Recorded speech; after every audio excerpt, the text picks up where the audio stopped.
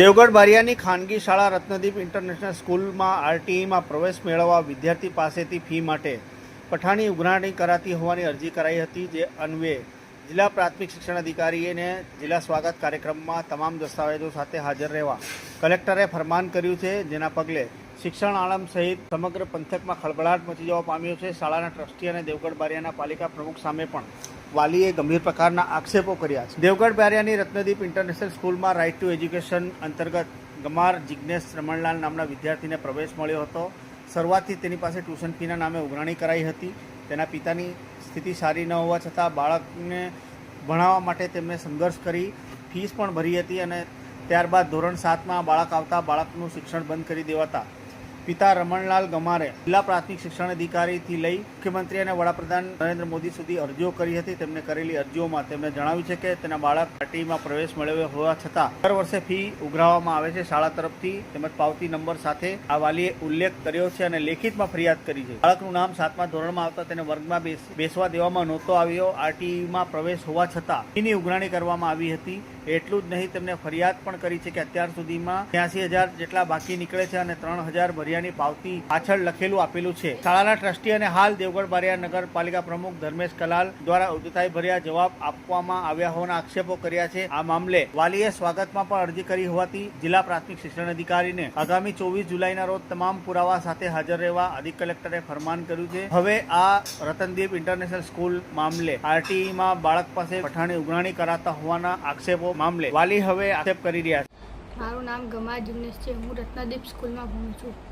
પહેલા ધોરણથી સ્કૂલમાં ભણું છું. હું પહેલી દિવસે સ્કૂલમાં ગયો અને બેઠો ત્યારે જ ક્લાસ ટીચર હાજરી પૂરીને મને ઊભો કર્યો અને પ્રિન્સિપાલ ઓફિસમાં લઈ ગયા.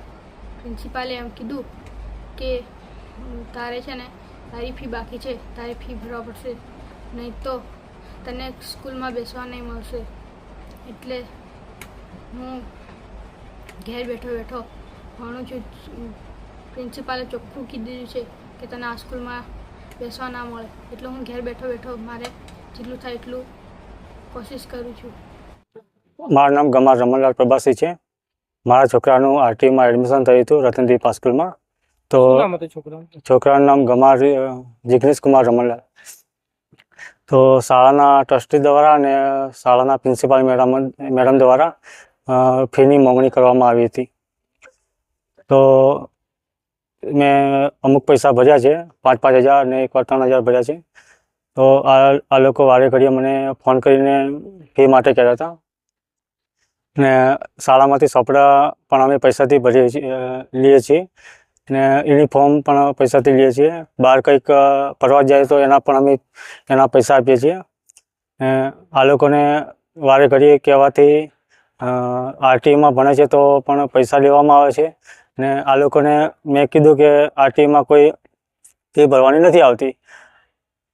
તો વારે ઘડીએ મારી પર ફોન સ્ટાફ દ્વારા કરવામાં આવે છે ને એલસી કાઢવા માટે મેં અરજી પણ આપી છે.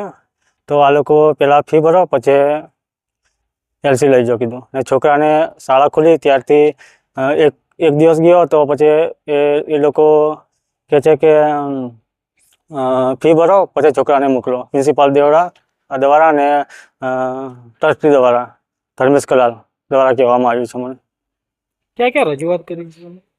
વડાપ્રધાન સાહેબને, મુખ્યમંત્રી સાહેબને, શિક્ષક મંત્રી સાહેબને અરજી કરવામાં આવી.